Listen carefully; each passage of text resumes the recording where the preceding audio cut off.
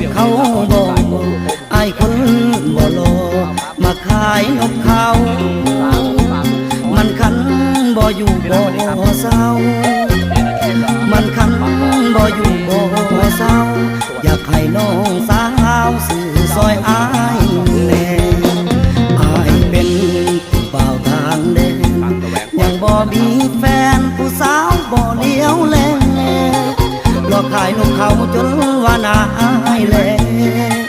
หลอกขายนกเขาจนว่านาอายแลเห็นใจอายแม่เถิดสาวคน